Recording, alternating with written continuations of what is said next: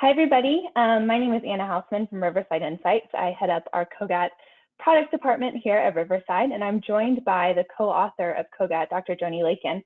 And we are excited to kick off today our summer webinar series, CogAT in the Classroom. I'll talk a little bit about this series shortly. But before we jump in, I just wanted to let everybody know that this session will be recorded, and we will send out the recording at the end of the session. And throughout the conversation, if you have any questions for Riverside, for Dr. Lakin, please put them in the Q&A on the side. You should see a Q&A box at the side of your webinar screen. We would love to surface some questions throughout our conversation.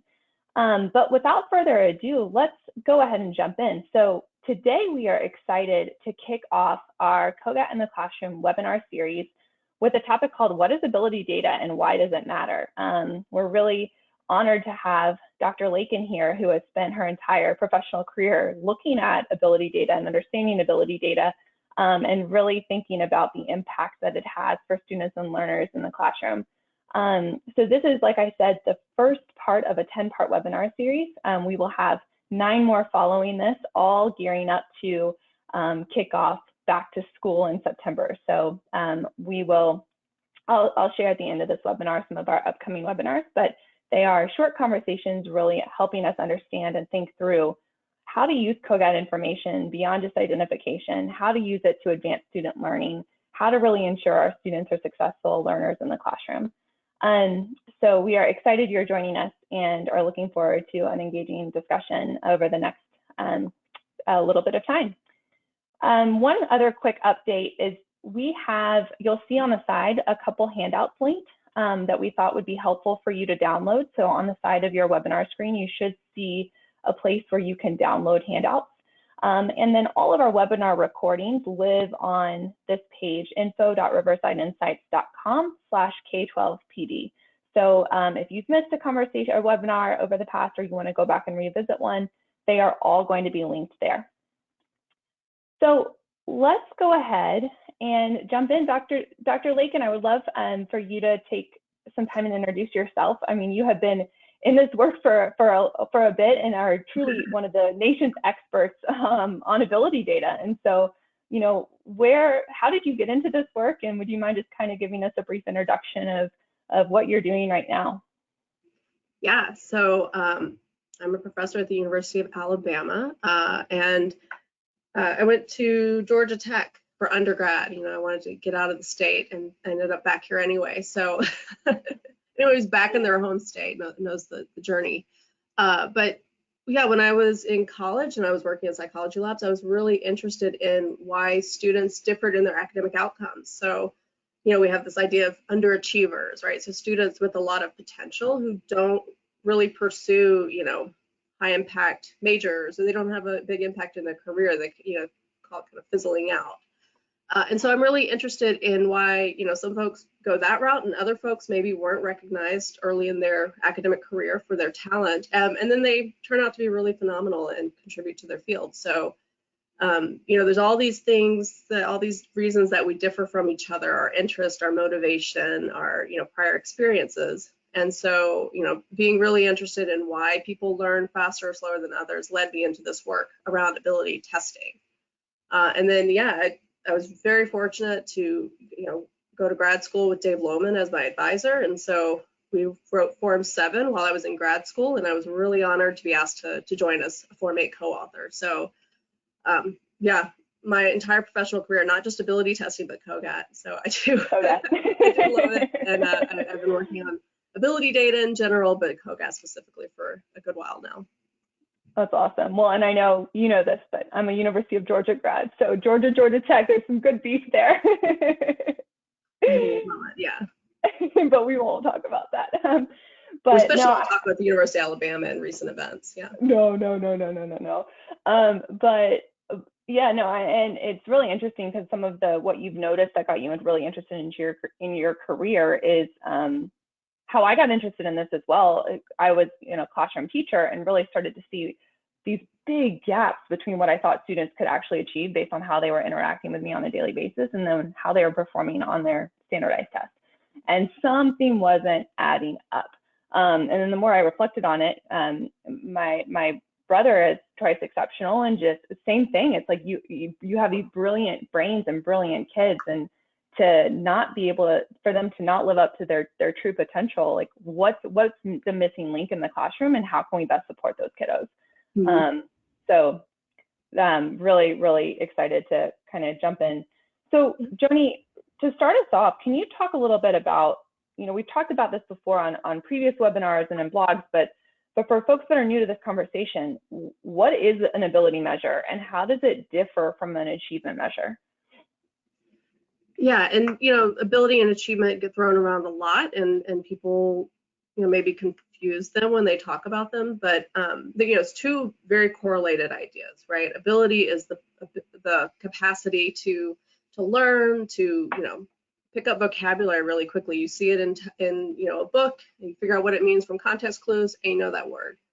That's kind of more of that natural ability to learn quickly. And at the other end of the spectrum we've got here is kind of developed skills. So the curriculum kind of focuses on certain skill sets that students will develop. And so achievement is really trying to measure those highly practiced, well-established skill sets. So it could be spelling, as you get older, it's calculus, it's English reading comprehension, like more established skill sets. You can identify exactly where they learned it, right? This class focused on fractions. Which students know the most about fractions now? That's an achievement test. Ability tests they're not innate, right? You still have to learn and have experiences, but those experiences could come from anywhere. So whether you're reading or watching TV or talking to other people, you are learning vocabulary and learning verbal concepts. So the ability to do that easily or quickly is verbal ability, as opposed to reading achievement, which would be, can you read formal text? Can you define this word? Can you spell this word? Your grammar, etc. So they're definitely related, because obviously your verbal ability makes it easier to learn reading achievement concepts, but they're distinct. One kind of precedes the other. How does, when we think about, I think in classrooms nowadays, would you say most of our assessments are more on the achievement side? We're focused on kind of what students are mastering in class? Yeah, so you've got kind of the summative achievement tests that have been, really pervasive in education, but especially after No Child Left Behind, right? Everyone has a state test, achievement test. And now there's been the rise of the formative achievement test. And, those are focused on very specific skills. So it's kind of breaking down that broad math, reading achievement into actionable skill sets. But that's still on the achievement side. So even when you have something like iReady or other MAP, that's still measuring more like what have they already learned and what do they need next. And ability is a little more general. It's saying, if you're trying to help a student to acquire vocabulary or work on a specific skill, how easily is that going to come to the student, or do they really need a lot of support? So you might, allocate more time to a student who, you got two students with the same kind of developed skill on your formative assessment. The one with higher ability in that domain will probably learn quickly, and they just kind of need that opportunity, that exposure. And the student who has lower ability may need more time, more practice, more opportunity to review, or a slower pace of instruction. So there's things you can do differently for those two students, even with the same achievement, based on how you know that they're going to learn the most readily, most quickly. So to sum it up, achievement is almost telling you like what a student has learned, and then ability is almost telling you how a student learns best in the classroom, or just in general. Okay, That makes a lot of sense. Do we have any preliminary data at this point about kind of the impact, like through COVID, we lost a lot of formalized instruction, and we've seen achievement results decline, specifically in certain pockets of students across the country. Do we have any preliminary information or hypotheses about what happened to ability during that time? So there is data coming out. I've seen a little bit from the British version of CogAT called the CAT. And then the researchers at Riverside have started looking at some of the data in a couple of districts. So it's, not at the level where we're going to publish it anywhere, but I am really interested in translating that to some, resources for the folks like those on the call. But what it looks like is that, so ability isn't, like I said, it's not innate. It's not like you're just day one, your ability is set and that's it. You have to have the experiences, right? So when you're using your verbal reasoning skills, you're drawing on all the things you've known in the past, right? You're drawing on some of that achievement. So they're interrelated and you need that opportunity to develop. And so with COVID, the expectation was maybe ability would kind of stay the same, and even as achievement was dropping. And we found that to some degree, but there is a smaller drop in the ability scores in some of this preliminary data. And it maybe suggests that, some students were not getting the same level of exposure at home to, general enrichment opportunities. So if you were, watching, regular TV for the entire time, or you didn't have a lot of intensive experiences or, educational opportunities, you may not have cultivated those reasoning abilities like you would have if you'd been in school through that time. So it's not as sensitive to the time out of the classroom like achievement, but I definitely think there was some impact. So, having these opportunities for critical thinking and developing those skills, I think is still very useful for all students. Absolutely. And I think that, that was just a tough time for all students and all teachers. But I think the point I wanted to kind of hit on just a little bit is just that, it is less impacted by something like formalized instruction and formalized direct instruction. Like it's something that you can pick up on by even learning how to problem solve, to take care of your siblings at home. Like that is developing a lot of your cognitive ability. So Joni, one thing we hear a lot is, what is the difference between ability and IQ? How do those interact? How are they similar? How are they different? And what specifically are we measuring when we talk about an ability measure?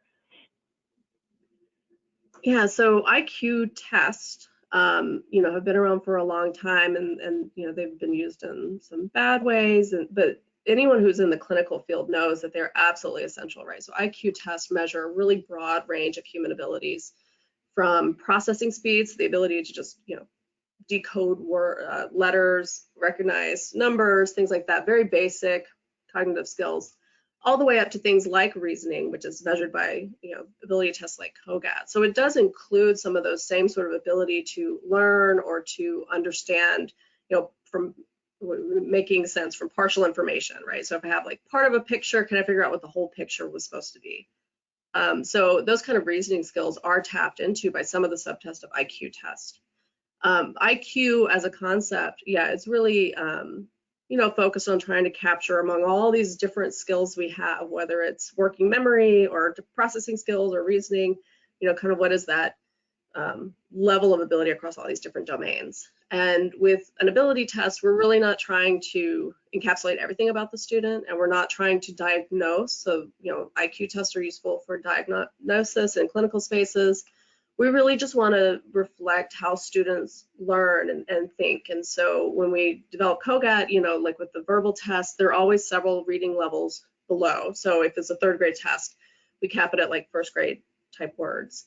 And the goal is to really get at what students can reason with. Like, so it's not like what words did you learn last week, but it's like, I have these concepts, but I have very fine understandings, and I can be creative and flexible with how I think about these concepts.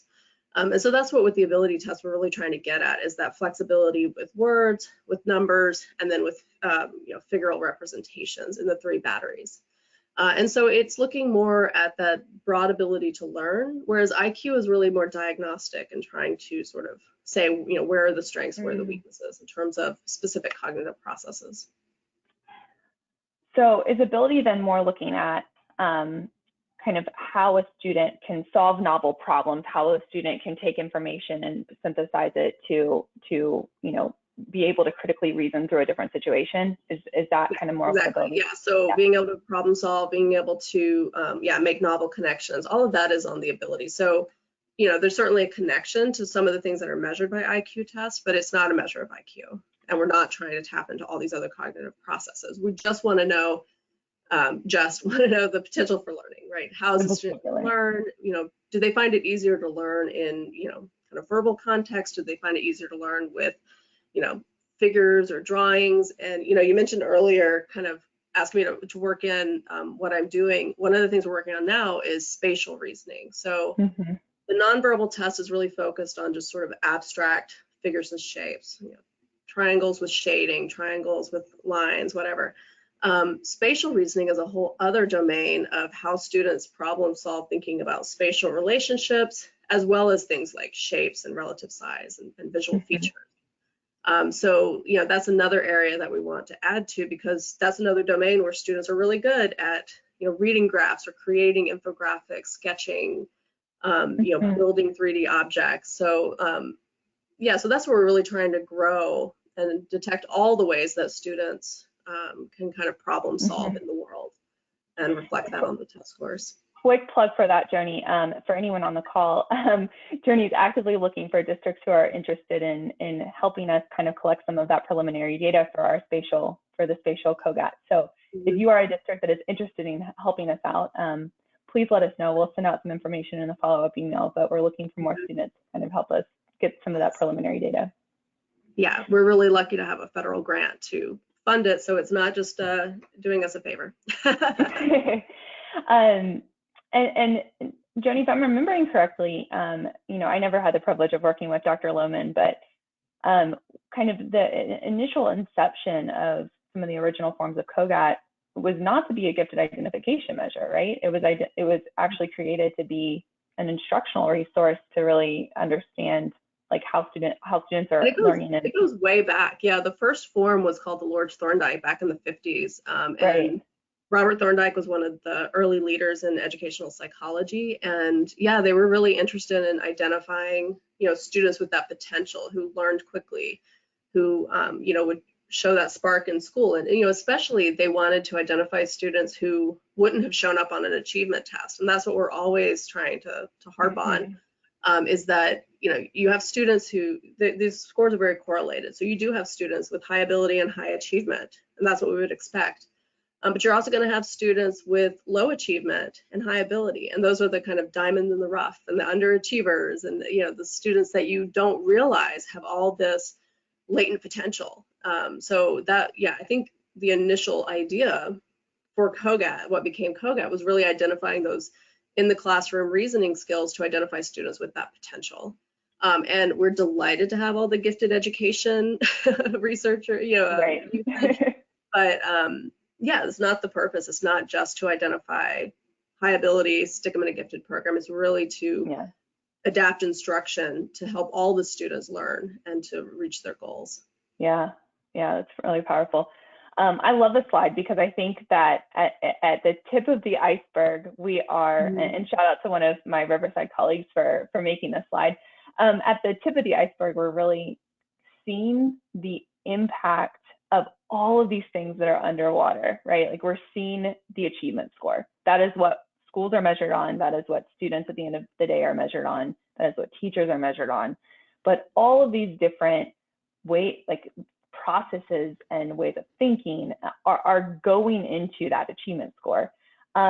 I want to zoom in a little bit on fluid reasoning because I know that's a big part of kind of what we're looking at with the CogAT measure and an ability measure as well.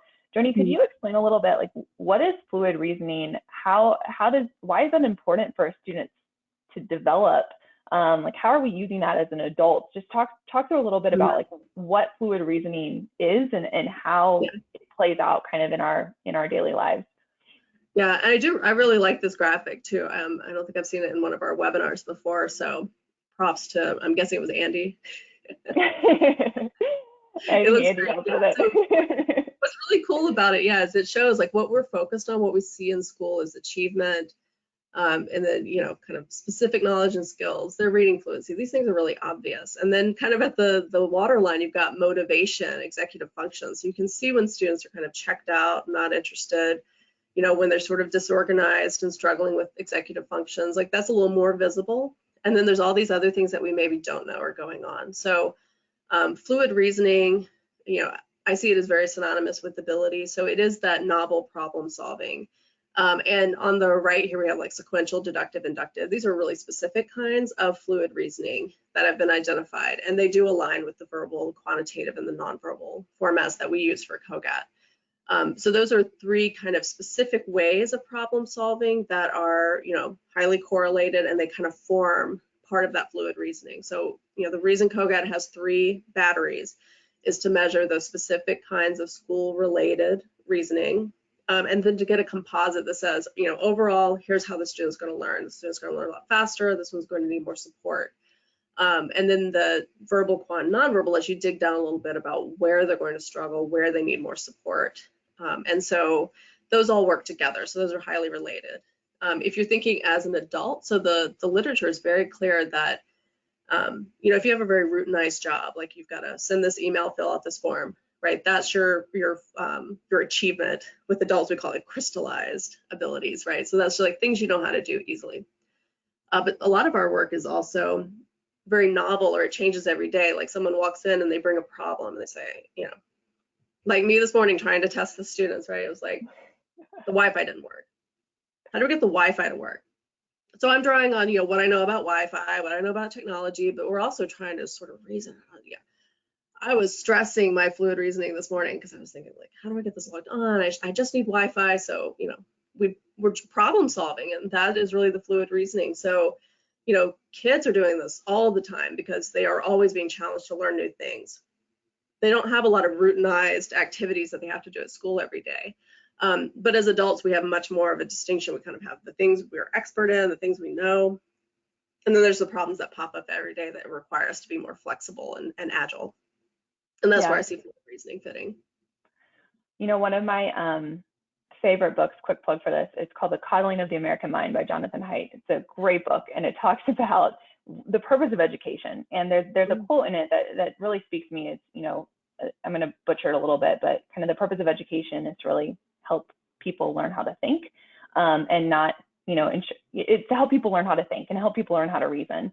And as we think about, like, a couple of months ago, I kind of stopped and reflected on what skills am I actually using on a daily basis to navigate the subway in New York City, to plan out my calendar for the week, to really prioritize my work.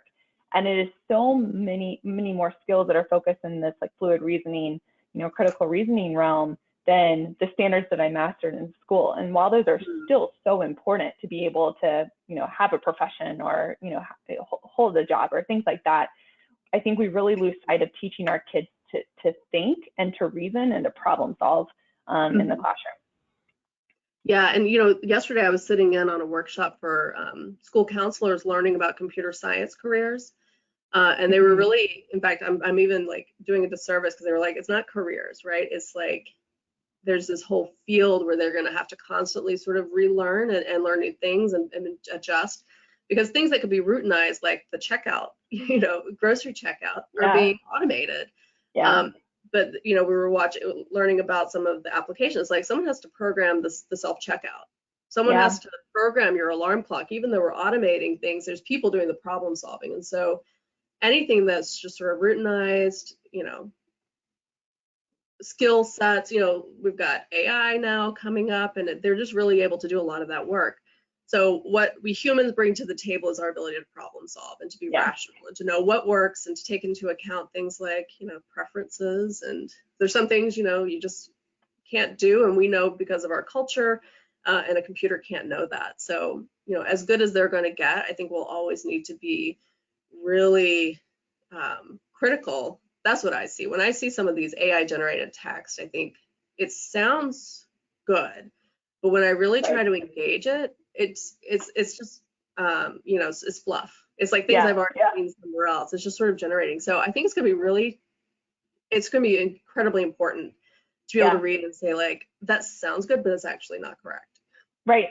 It's going to, honestly, I think I've started using it a little bit, and I think it's going to force us to push our reasoning skills to a higher level, because we're going to have to, evaluate information and then figure out kind of where the gaps are. Even when Grammarly pops up and is like, hey, were you going to say this? You have to remember, like, no, that's not what I was going to say. That's not what I mean. So we're having to sort of argue with the computers already about what we intended to say. I think we touched on a lot of these points, but anything else that you kind of want to share regarding some of the high level reasoning skills that CogAT specifically measures? Yeah, so this using familiar concepts and skills in new context. I felt like I didn't really say it that well earlier, but yeah, the words that we know, right? They're well below grade level. They're familiar words, but we're using them in novel ways and putting them together in new and flexible ways. And so that's really a place where we see a distinction between ability and achievement. Is, achievement is just like, do you know those concepts? Can you apply this formula that we've already taught you? And abilities is more like, you've got to solve this problem of, converting a recipe. You're going to double it, you're going to have it, you have to do some quantitative problem solving to figure out how much sugar to put in, half a recipe. Yeah. So that's, that's helpful. And then one of the interesting things about CogAT is that, I mean, you alluded to this earlier, not only is CogAT providing you kind of a measure of general ability, but then it's also providing you specific abilities in verbal, quantitative, and nonverbal. Can you talk a little bit about like the difference between those two types of abilities? The general versus the specific? Mm-hmm. Yeah, so, the fluid reasoning, the overall composite score we give is literally the median of the 3 scores.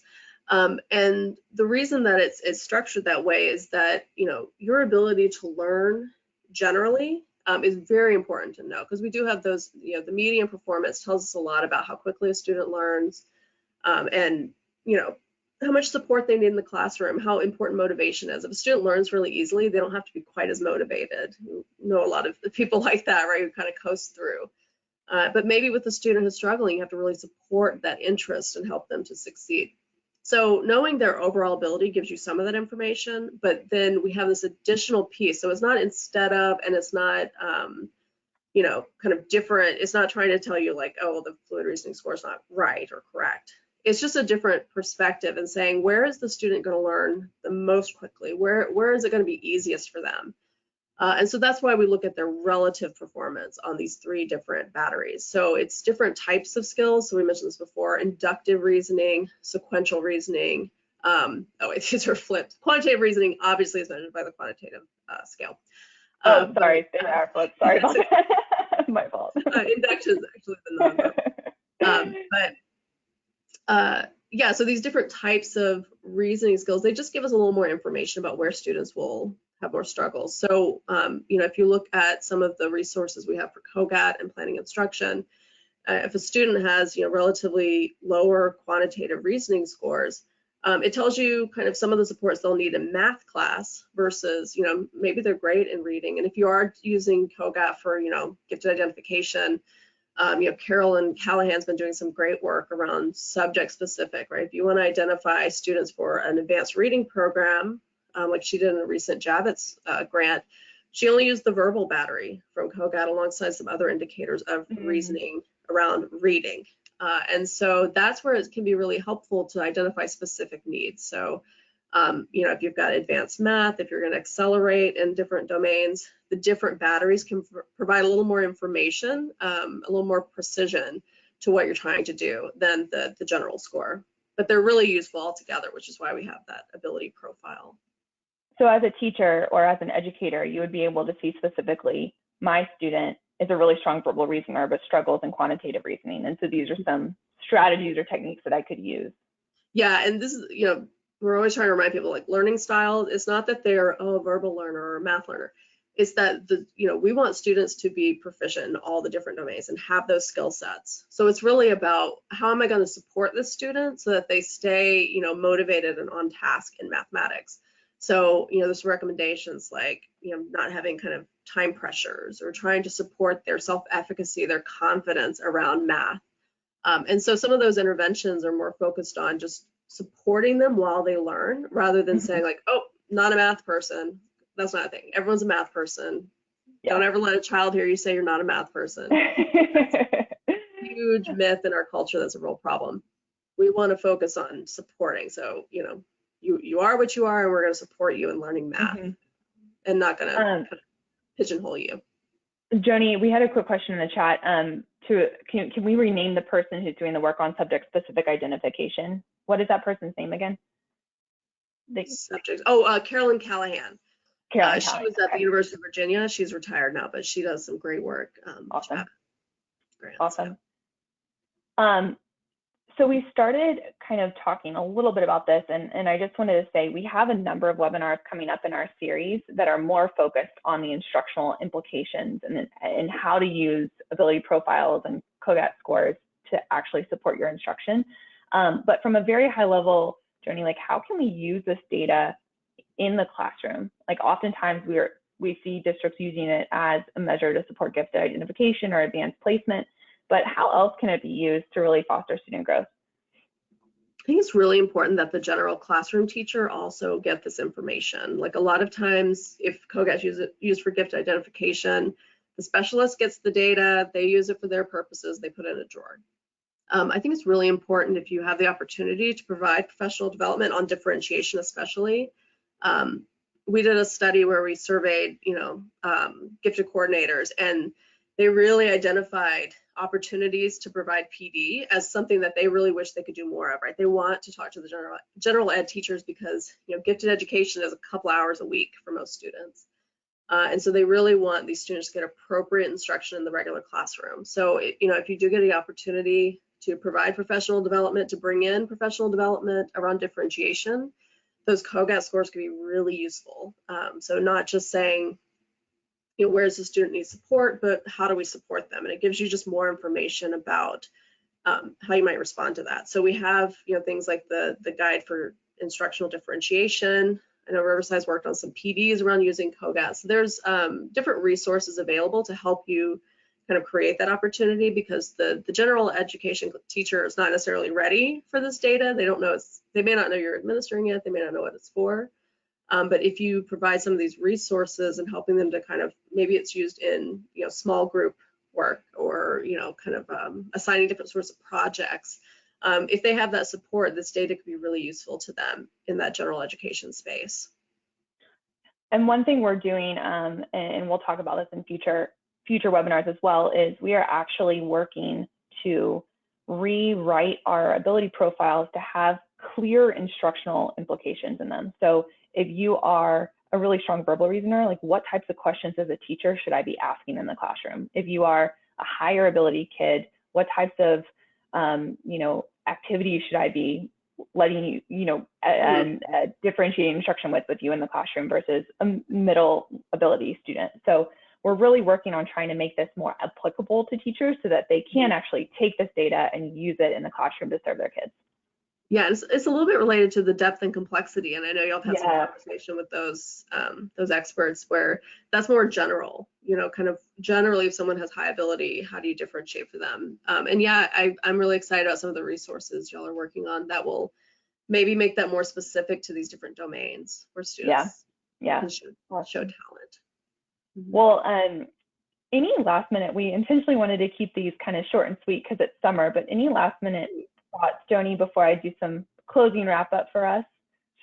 No, I think that, I'd like to see what we're going to do next as well. I know I'm going to be on a couple of the webinars, but we'll have other experts and folks coming in. So no, I think we covered pretty much everything I want to talk about. Yeah, fantastic. Well, we're so grateful for your time. I know you are really busy right now, and we just really appreciate you taking some time to share a little bit of your expertise with us.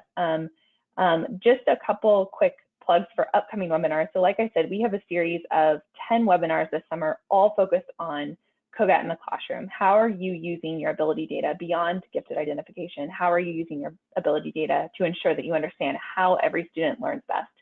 So we have on our website a webinar series page where you will see the list of all of our webinars, and you can sign up for the ones. I would encourage you to sign up for them all, because even if you can't attend, we will send out the recording. And so be on the lookout for emails about those webinars. The next two in particular, so on Thursday, I think Tuesday, July 25th, we will be talking with Adam Lanningham, who's the president-elect of SING and a former district gifted services manager, who is about the ability profile itself and the instructional implications that you can actually take and use to help your students excel in the way that they learn best. And then on Thursday, July 25th, we will be talking to Monica Simons, who's a director of advanced learning programs, and then Marla Cabinets-French, who's a gifted and talented resource teacher, on how they've used ability data across their district to actually differentiate instruction. So these, again, will be 30-minute short webinars, but chock full of information so we hope you can join. If you are doing some great work and want to share how you're using your ability data or how you're using your CogAT data, to serve your students and to advance student growth, please let us know. Connect with us on social media, shoot us an email.